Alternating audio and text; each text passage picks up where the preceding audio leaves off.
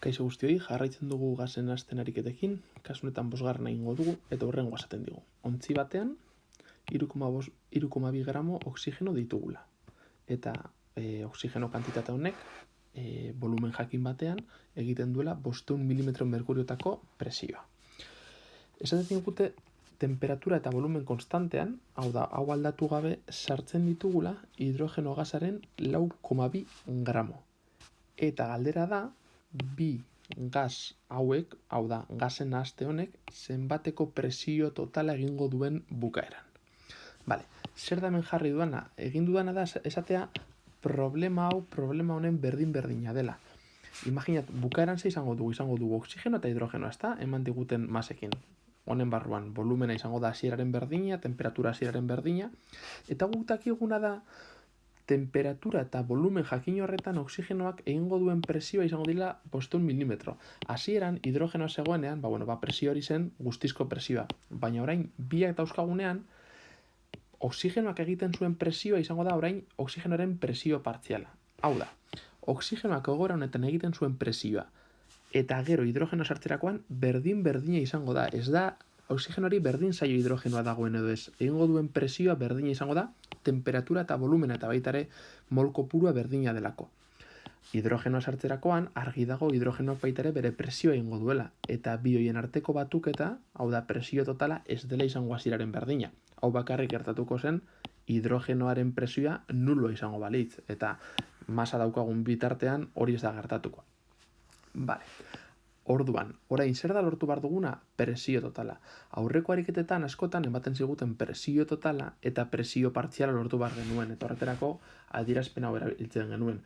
Presio totala ezagututa nahikoa geneukan ezagutzearekin gas jakin horren frakzio molarra, eta hauek biak biderkatuz lortzen genuen gas horrek ontzian egiten zuen presio partziala. Kasu honetan, aldrebez egin barko dugu. Ezagutzen dugu oxigenoak egiten duen presio partziala, kalkulatu beharko dugu, badauzkagu datuak masetatik abiatuta, ikusi beharko dugu zein den oxigenoaren frakzio molarra, eta bi datu hauek ezagutzen ditugunean, lortu beharko dugu ontzi osoaren presio totala. Beraz, lortu behar duguna da oxigenoaren frakzio molarra.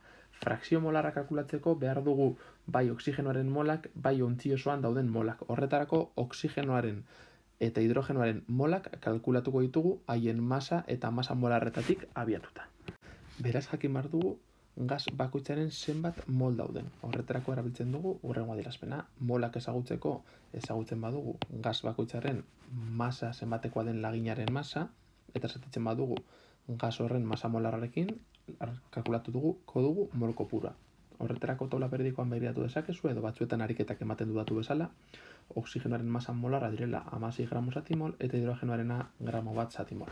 Batzuetan zenbaki hauek komekin agertzen dira, zehatzago egiteko, kasu honetan nik borobildu ditut. Hidrogenoaren mol kantitatea izango da daukagun masa, kasu honetan 4,2 gramo zati hidrogeno diatomikoaren, hidrogeno agertzen delako naturan H2 bezala, masa molarra. Hidrogeno batek gramo bat pisatzen badu mol bakoitzeko, H2 pisatuko ditu, bat gehi bat, bi. Beraz, 2,1 mol hidrogeno daukagu. Oxigenoarekin berdina. Gauza bera, hobi agertzen denez, 16 gramo jarri barrean, 32. Beraz daukagu 2,1 mol hidrogeno eta 0,1 mol oxigeno ikusten duzuenez, asko zer hidrogeno gehiago dauzkagu oxigeno baino. Behin ezagutzen ditugunean mol kantitateak, jakin nahi dugu mol kantitate totala. Bai, zertarako, gero lortzeko frakzio molarra. Beraz, batzen dituk eta ikusten dugu guztira dauzkagula 2,2 mol horietatik 2,1 dira hidrogeno eta 0,1 oxigeno. Beraz, orain kalkulatuko dugu oxigenoaren frakzio molarra.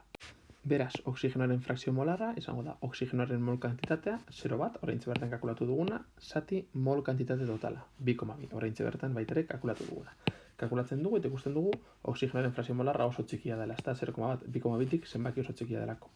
Eta ondoren, adierazpen hau egokitzen dugu oxigenora. Zergaitik erabiltzen dugu oxigeno eta ez hidrogeno? Hasieran ezagutzen dugulako oxigenoaren presioa, hau da, ezagutzen dugulako oxigenoaren presio partziala. Hidrogenoari buruz ez daukagu inolako informaziorik. Hasieran hidrogenoari buruzko informazioa emango baligute, orduan hau behingo genuke oxigenoarekin egin beharrean hidrogenoarekin. Beraz, adierazpen hau jartzen dugu Oxigenoaren presio partziala izango da. Presio totala bider oxigenoaren frakzio molarra. Baina gu hauek biak ezaguten ditugu eta lortu nahi duguna da presio totala. Horregatik egiten duguna da, hau, biderkatzen dagoenez bestaldera zatitzen pasatu, eta presio totala izango da presio partziala zati frakzio molarra. Presio partziala esan dugunez 500 mm merkurio izango dira, eta frakzio molarra oraintxe bertan kalkulatutakoa. Ondorioz, presio totala izango da 11.000 mm merkurio. Hain zuzen ere, ariketak esaten digu.